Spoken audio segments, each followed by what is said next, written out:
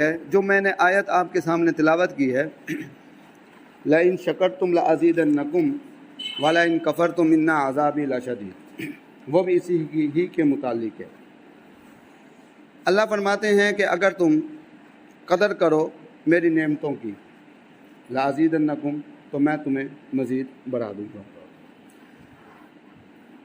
اب ہماری نظر جو ہے وہ دنیاوی نعمتوں پر ہے، ہماری نظر جو ہے وہ دنیاوی نعمتوں پر ہے۔ یہ دنیا ہے، یہ نعمتیں ہیں۔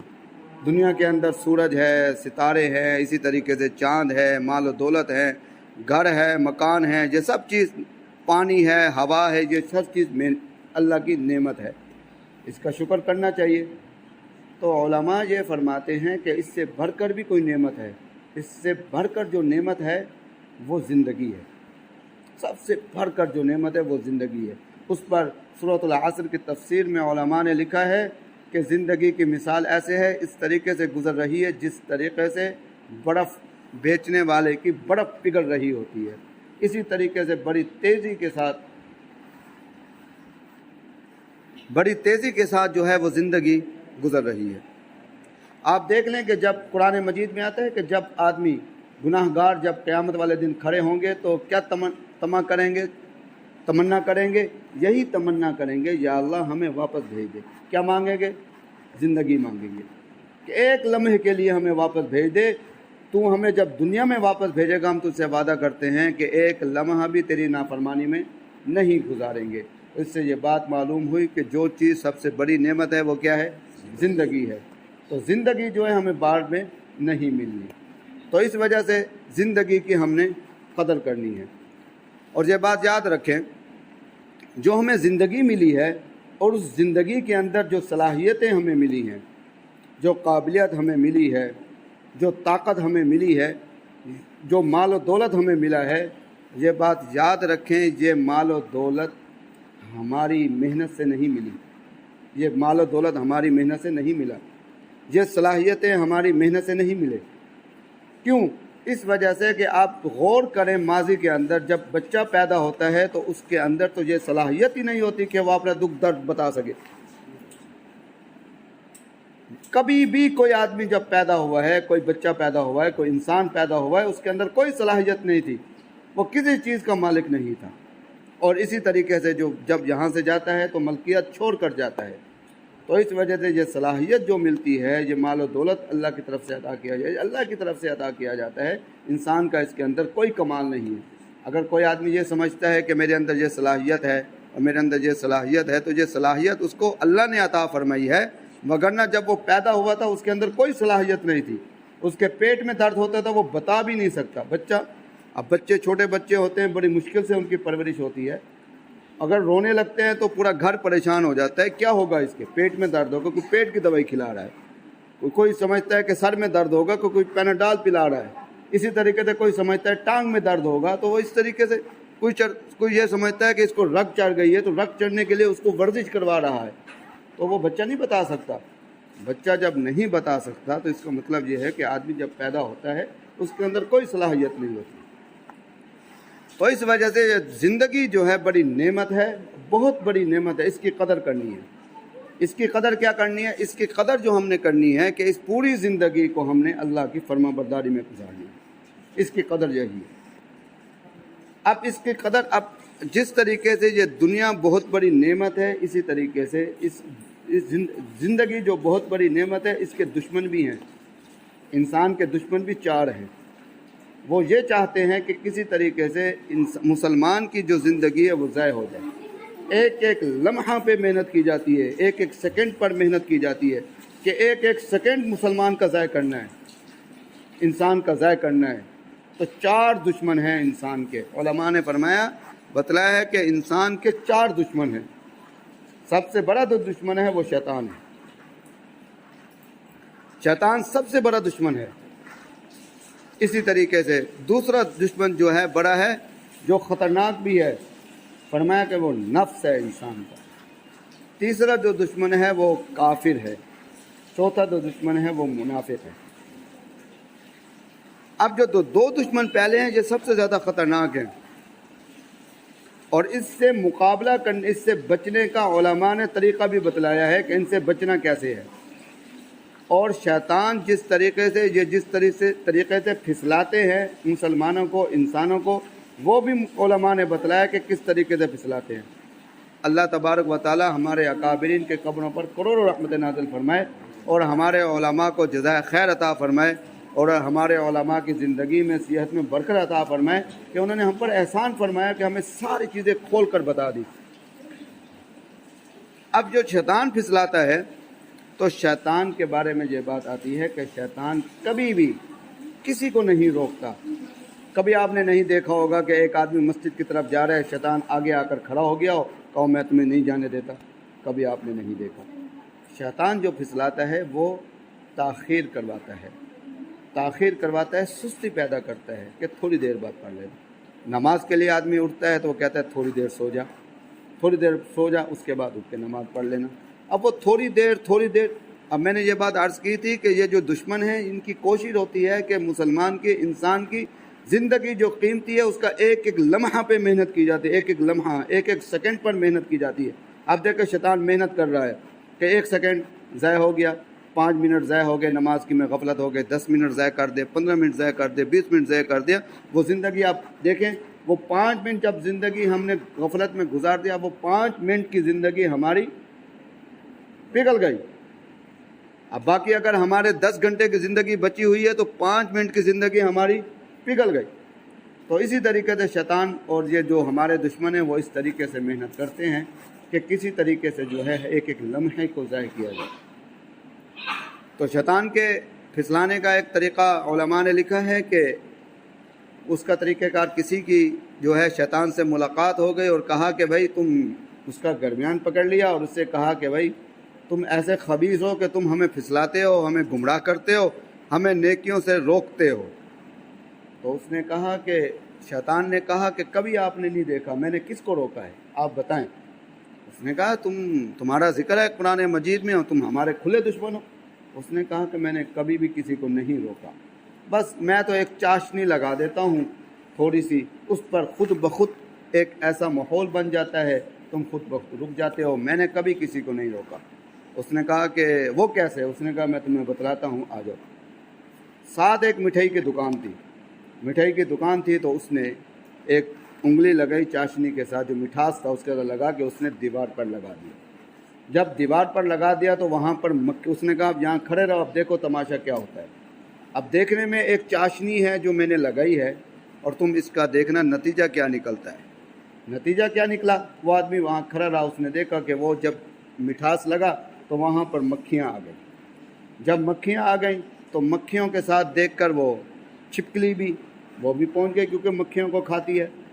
جب چھپکلی جو ہے وہ مکھیوں کے لیے آ گئی تو بلی ساتھ کھڑی تھی، بلی بھی وہاں، مٹھائیوں کی دکانوں میں اکثر بلی بھی گھومتی پھرتی ہے۔ تو اس نے دیکھا کہ چھپکلی کو، اس کے منہ میں پانی آ گیا، اس نے چھپکلی پر چھلانگ لگا، چھپکلی کو پکڑنے کی کوشش کی۔ اسی دوران ایک گاہک آ گیا، اس کے ہاتھ میں کتا تھا۔ کتا جو ہے وہ بلی کو کھاتا نہیں ہے بلکہ اس کو کلر کرتا ہے، اس کو مارتا ہے۔ تو اس نے جب بلی کو دیکھا، اس کو رہا نہ گیا، وہ بلی پر چپک پڑا۔ اس طریقے سے وہ تاسلہ جو ہے وہ الٹ گیا۔ جب تاسلہ الٹ گیا تو اس نے کتے کی وجہ سے، جو مٹھائی بیچنے والا جو دکاندار تھا، تو اس نے جب دیکھا کہ کتے کا کام ہے تو اس نے کتے کو ڈنڈا مارا، کتا مر گیا۔ جب کتا مر گیا تو جو گاہک تھا اس نے دکاندار کو پکڑ کے اس کی پٹائی کر دی۔ جب پٹائی کر دی تو آپس میں لڑائیں شروع ہو گئی، 10 آدمی ادھر ہو گئے، 10 آدمی ادھر ہو گئے۔ ہوا کیا؟ 5 آدمی ادھر کے مر گئے، 5 آدمی ادھر کے مر گئے۔ اب دیکھیں ایک چاشنی کے ساتھ معاملہ قتل تک پہنچ گیا۔ تو شیطان جو ہے اس طریقے سے پھسلاتا ہے، اس طریقے سے وہ صرف چاشنی لگاتا ہے، اور معاملات انسان اس چاشنی کو لے کر اس کی انگلی پر وہ آگے چلنا شروع کر دیتا ہے۔ یعنی وہ ایک تھوڑی سی چابی دیتا ہے، کرنٹ دیتا ہے، تو کرنٹ سے جو ہے وہ انسان جو ہے وہ چلنا شروع ہو جاتا ہے۔ تو اس کے لیے علماء نے فرمایا کہ شیطان کبھی بھی روکتا نہیں ہے، بلکہ کیا کرتا ہے؟ ہمارے دل میں وسوسے ڈالتا ہے۔ تو جب وہ وسوسے ڈالتا ہے تو فرمایا کہ اس کا طریقہ کار یہ ہے کہ جیسے ہی وسوسے پیدا ہو انسان جو ہے مسلمان جو ہے وہ اپنے آپ کو وسوسوں سے نکال لے۔ فرمایا کہ یہ کام بہت آسان ہے، اس وجہ سے کہ انسان کی فطرت ہے، سوچنا انسان کی فطرت ہے۔ اور فرمایا کہ انسان اس وجہ سے قصوروار ہے۔ اب ہمارے ذہن میں یہ بات آتی ہے کہ جناب اگر ہم گناہ کرتے ہیں تو یہ تو شیطان کا کام ہے جو ہمارے دلوں میں وسوسہ ڈالتا ہے۔ تو علماء نے فرمایا کہ بھائی وسوسہ تو وہ ڈالتا ہے، وسوسوں کی پرورش تم کرتے ہو۔ اب دیکھو ہمارے ذہن میں ایک گناہ اس نے ایک وسوسہ ہمارے دل میں ڈال دیا، ہم اس وسوسے کو جب تک اس کی پرورش نہیں کرتے، اس گناہ کو ہم سوچتے ہیں بار بار، ہم نے یہ کرنا ہے پلاننگ بناتے ہیں۔ اب دیکھیں ہم اس گناہ کی پرورش کر رہے ہیں، تو جو ہمیں سزا ملے گی وہ اسی وجہ سے ملے گی۔ اگر ہمیں سزا شیطان کے وسوسے کی وجہ سے ملتی تو پھر ہماری نماز جو ہے وہ ٹوٹ جاتی، ہماری نماز ٹوٹ جاتی۔ اس پر پھر ہمارے لیے دوہرا اجر نہ ہوتا۔ بھئی جس کے دل میں نماز کے اندر وسوسے پیدا ہوتے ہیں وہ چھڑک دیتا ہے، پھر نماز کے اندر توجہ کر لیتا ہے، اس کے بعد پھر اس کے دل میں وسوسے پیدا ہوتے ہیں، وہ جھڑک دیتا ہے اور جناب پھر جو ہے وہ توجہ نماز کی طرف کرتا ہے، بار بار اس کو تکلیف ہوتی ہے، تو اس پر اجر جو ہے ڈبل نہ ہوتا۔ گناہ اس وقت شروع ہوگا جب اس وسوسے کو، جو شیطان نے ہمارے دل میں جو وسوسہ پیدا کیا ہے، اس کی ہم پرورش کریں گے۔ جب ہم اس کی پرورش کریں گے تو اس پر ہمیں گناہ ملتا ہے، ہمیں سزا ملتی ہے، اسی کی وجہ سے سزا ملتی ہے۔ ہم اس گناہ کی پرورش کرتے ہیں، ہم سوچتے رہتے ہیں اس گناہ کو۔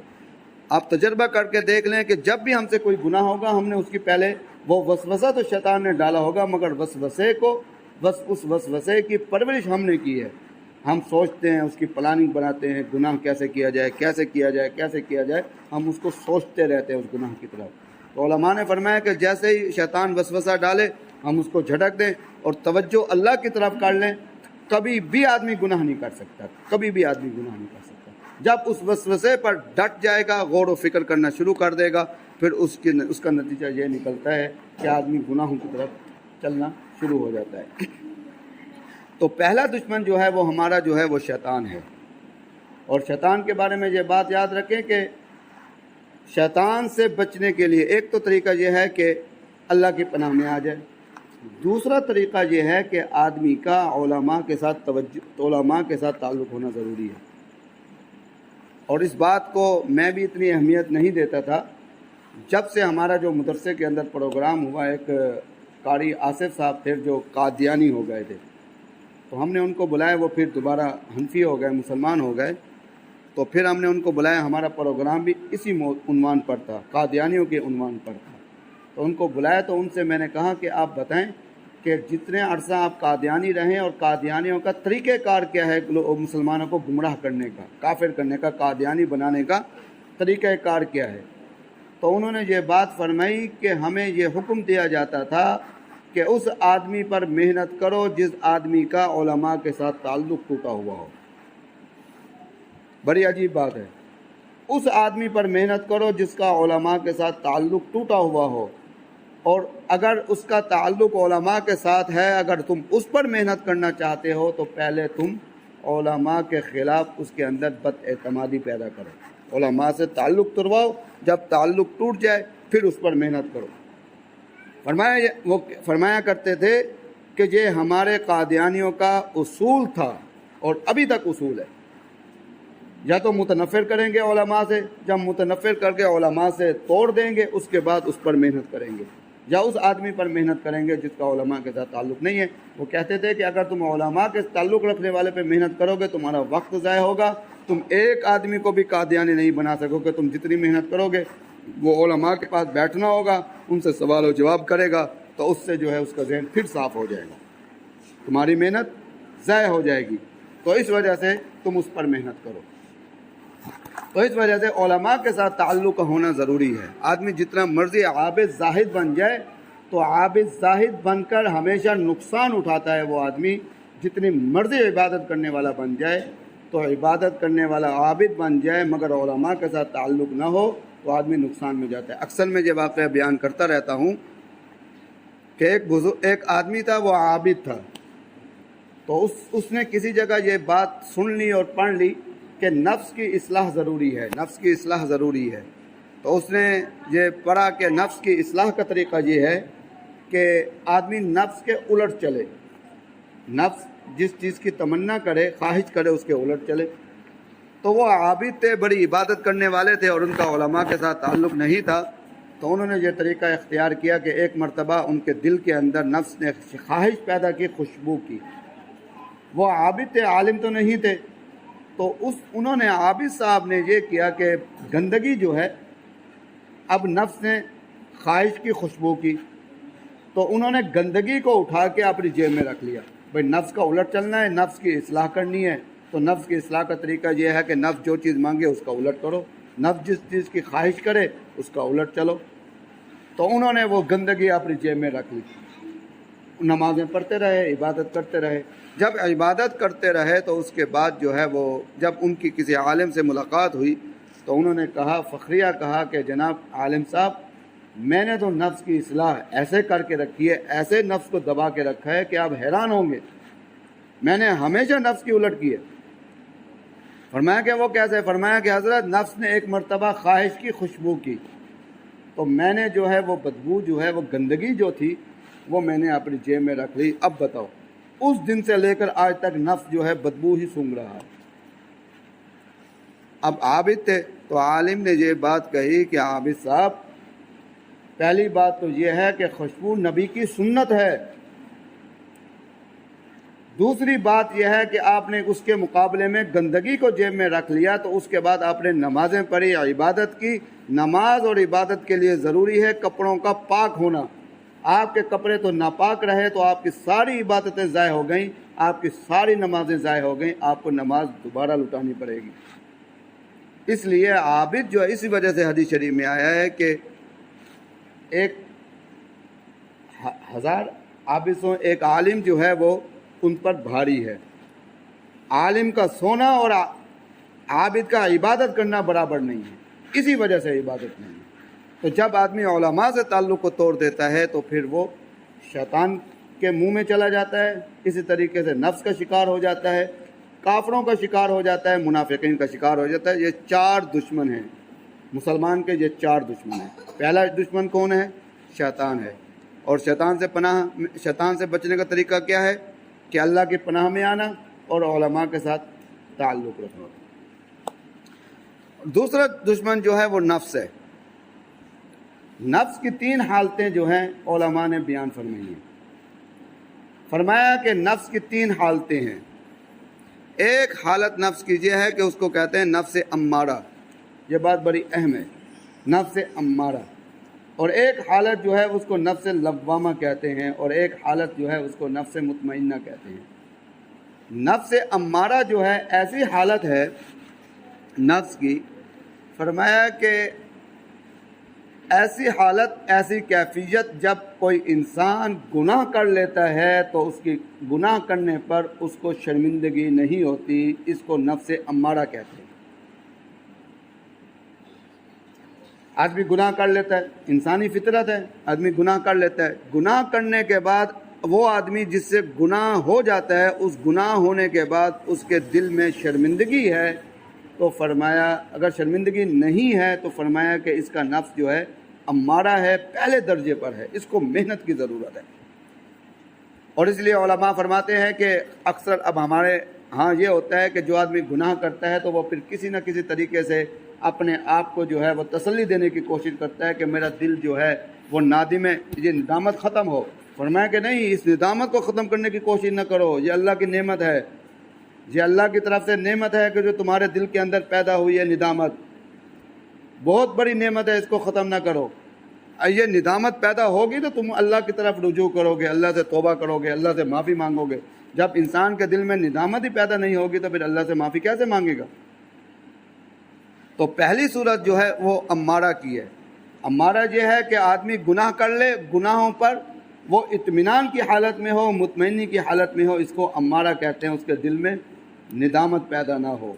تو یہ بڑی خطرناک صورت ہے، اور ہم سب اسی صورت کی طرف جا رہے ہیں، ہمارا نفس اسی صورت کی طرف جا رہا ہے۔ ہم بڑے سے بڑے گناہ بھی کر لیتے ہیں اور ہمارے دل کے اندر جو ہے ندامت بھی پیدا نہیں ہوتی۔ اور دوسری صورت، جو دوسری کیفیت ہے نفس کی، وہ ہے نفس لوامہ۔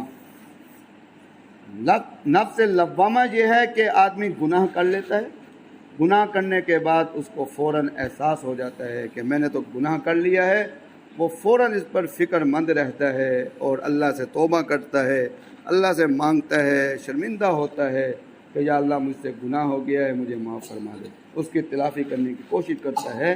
اس کو لوامہ کہتے ہیں۔ اور دل کے اندر ندامت کا پیدا ہونا یہ بہت بڑی نعمت ہے۔ اس پر کوئی آدمی بھی اس پر یہ کوشش نہ کرے کہ گناہ کے بعد میرے دل میں ندامت پیدا نہ ہو، اس سے بچے۔ علماء کے ساتھ تعلق سے یہی فائدہ ہے کہ علماء نے یہ کیفیت بتلائی کہ یہ اگر کیفیت تمہارے اندر ہے تو اللہ کا شکر ادا کرو اور اللہ سے مانگو، یا اللہ جس طریقے سے آپ نے مجھے نفس لوامہ عطا فرمایا ہے، میرے دل کے اندر جو ہے وہ ندامت پیدا ہو جاتی ہے گناہوں کے بعد، میں آپ کی طرف رجوع کر لیتا ہوں، یا اللہ مجھے اس نفس لوامہ میں ترقی عطا فرما دیں اور مجھے نفس مطمئنہ عطا فرما دیں۔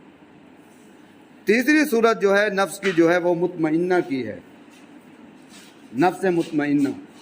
اور ہماری کوشش، ایک مسلمان کی کوشش یہی ہونی چاہیے کہ نفس امارہ سے نکل کر، نفس لوامہ سے نکل کر میں نفس مطمئنہ میں پہنچ جاؤں۔ اور نفس مطمئنہ یہ ہے کہ ایسی حالت، ایسا نفس جس کے نفس کے اندر گناہوں کی خواہشات بھی نہ ہو، دل کی رغبت ہو، اور یہ نفس مطمئنہ اگر دیکھنا چاہتا ہے تو آدمی یہ نفس مطمئنہ جو ہے یہ اولیاء کرام کے اندر نفس مطمئنہ ہوتا ہے۔ اولیاء کرام کے بارے میں یہ جو پہچان، اولیاء کی جو تعریف ہے، اولیاء کی جو تعریف ہے وہ یہی ہے کہ ولی اس کو کہتے ہیں جو گناہوں سے نفرت کرتا ہو اور نیکیوں سے محبت کرتا ہو، نیکیوں کی طرف اس کی رغبت ہو، تو یہ نفس مطمئنہ ہے۔ اور نفس مطمئنہ جب آدمی کو حاصل ہو جاتا ہے، گناہوں کی طرف اس کی نفرت ہو جاتی ہے اور نیکیوں کی طرف اس کی محبت پیدا ہو جاتی ہے، تو اس کو کیا انعام ملتا ہے؟ اس کے انعام کا ذکر اللہ تبارک و تعالی نے قرآن مجید میں فرمایا ہے۔ قرآن مجید میں آتا ہے کہ، اور اس سے پہلے اس کا ذکر حدیث شریف میں بھی آتا ہے کہ جو نفس مطمئنہ رکھے گا، قیامت والے دن وہ اللہ کے عرش کے سائے کے نیچے ہوگا۔ جب اللہ کے عرش کے سائے کے نیچے ہوگا تو فرمایا کہ اللہ تبارک و تعالیٰ اس کی طرف اور نفس مطمئنہ رکھنے والا اللہ کی طرف دیکھ کر مسکرائیں گے۔ مسکراہٹوں کا تبادلہ ہوگا۔ پھر اللہ فرمائیں گے یا ایتھا النفس المطمئنہ، اے نفس مطمئنہ۔ پھر اللہ آگے ذکر فرما رہے ہیں انعامات کا، فرمایا کہ ارجعی الی ربک، کہ تو لوٹ جا اپنے رب کی طرف، لوٹا اپنے رب کی طرف۔ راغیۃ مرغیہ، فرمایا کہ اس حالت میں یہ دونوں طرف کی رضا ہے۔ راغیۃ مرغیہ، فرمایا کہ اس حالت میں رب تجھ سے خوش اور تو رب سے خوش۔ فرمایا کہ فادخلی فی عبادی، پھر اللہ فرمائیں گے کہ فادخلی فی عبادی، اور تو میرے بندوں میں داخل ہو جا، وادخلی جنتی، اور تو جو ہے میری جنت میں، میرے بندوں میں داخل ہو کر میری جنت میں جو ہے وہ داخل ہو جا۔ تو فرمایا کہ یہ جو ہے نفس کی تین کیفیتیں ہیں، تین حالتیں ہیں۔ ایک حالت یہ ہے کہ جس کو نفس امارہ کہتے ہیں، دوسری کیفیت یہ ہے کہ جس کو نفس لوامہ کہتے ہیں، تیسری کیفیت یہ ہے کہ جس کو نفس مطمئنہ کہتے ہیں۔ یہ ساری کوشش جو ہے جو مجلس ذکر کے اندر ہوتی ہے، یہ یہی کوشش ہوتی ہے کہ نفس مطمئنہ ہمیں حاصل ہو جائے۔ تو نفس مطمئنہ حاصل کرنے کا آسان طریقہ جو ہے وہ اللہ کا ذکر ہے۔ آسان ترین طریقہ، فتنوں سے بچنے کا آسان ترین طریقہ اللہ کا ذکر ہے کہ ہم اللہ کی محبت ہمارے دل میں داخل ہو جائے، اور اللہ کے محبت جو پیدا ہوگی اللہ کے ذکر سے پیدا ہوگی۔ جب ہم اللہ کا ذکر بار بار کریں گے تو ہمارے دل میں اللہ کی محبت پیدا ہوگی۔ جب اللہ کی محبت پیدا ہوگی تو ہم اللہ کی نافرمانی سے بچتے رہیں گے اور نافرمانی سے بچیں گے، بلکہ فرما برداری کی طرف جائیں گے اور دین پر عمل کرنا ہمارے لیے آسان ہو جائے گا۔ تو اس وجہ سے یہ دوسرا دشمن جو ہے وہ ہمارا نفس ہے۔ نفس کیسے حملہ کرتا ہے؟ نفس جو ہے ہمارے دلوں میں خواہشات پیدا کرتا ہے۔ بات جو ہے بڑی اہم ہے۔ نفس جو حملہ کرتا ہے، نفس اس طریقے سے حملہ کرتا ہے جو ہماری خواہشات ہے، نفس خواہشات میں ڈال دیتا ہے، خواہشات میں ڈال دیتا ہے۔ کسی کے پاس 5 مرلے کا پلاٹ ہے، گھر ہے، تو خواہشات 20 مرلے کا گھر ہونا چاہیے، 2 کنال کا گھر ہونا چاہیے. کسی کے پاس اس طرح کے خواہشات، فضول قسم کے خواہشات، اس کی ضرورت بھی نہیں ہے مگر اس پر وہ خواہشات کر رہا ہے، خواہشات پیدا کر دیتا ہے. جب خواہشات پیدا کر دیتا ہے تو آدمی اس کے پیچھے بھاگتا پھرتا ہے اور زندگی جو ہے اپنی ضائع کرتا رہتا ہے. اور حاصل تو وہی ہونی ہے جو اس کے مقدر میں ہے، حاصل تو وہی ہوگا جو اس کے مقدر میں ہے. تو اس وجہ سے وہ فرمایا کہ نفس جو ہے انسان کی زندگی کو ضائع کرنے کی کوشش کرتا ہے. تیسرا دشمن جو ہے وہ کافر ہے. کافر کے لیے کافر اب نفس کو نفس کے خواہشات سے، اس سے بچنے کے لیے فرمایا کہ ضروری ہے کہ نفس کے حملے سے بچنے کے لیے ضروری ہے علماء کے ساتھ تعلق. اس کے مختلف کیفیات ہوتی ہے نفس کی. کبھی آدمی تکبر میں مبتلا ہو جاتا ہے، بلکہ عاجزی کر رہا ہوتا ہے، اگر دیکھا جائے تو وہ تکبر میں آ جاتا ہے. اس کا یہ بات میں نے پہلے بھی ذکر فرمائی تھی کہ حضرت مولانا اشرف علی تھانوی رحمۃ اللہ علیہ فرمایا کرتے تھے کہ بھائی جو آدمی یہ کہتا ہے کہ بھائی میں اللہ سے توبہ کیسے کروں، میرے تو گناہ اتنے بڑے ہیں کہ اللہ پتہ نہیں مجھے معاف ہی نہیں فرمائے گا، تو مولانا اشرف علی تھانوی رحمۃ اللہ علیہ فرماتے ہیں کہ وہ اپنا علاج کرے، اس کے اندر تکبر ہے، وہ اپنے گناہوں کو اللہ کی رحمت سے بڑا سمجھتا ہے. اس وجہ سے بعض اوقات ایسا ہوتا ہے کہ آدمی عاجزی کو اختیار کرتا ہے. وہ عاجزی جو ہے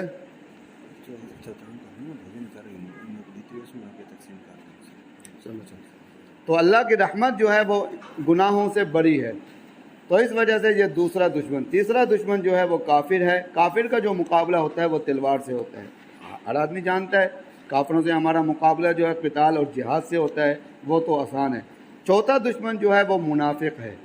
منافق کے ساتھ جو مقابلہ کیا جاتا ہے اس کا مقابلہ جو ہے وہ یہ ہوتا ہے کہ اس کے کفر کو، منافق بھی کافر ہے، یہ بات یاد رکھیں کہ کافروں سے بڑھ کر منافق ہے.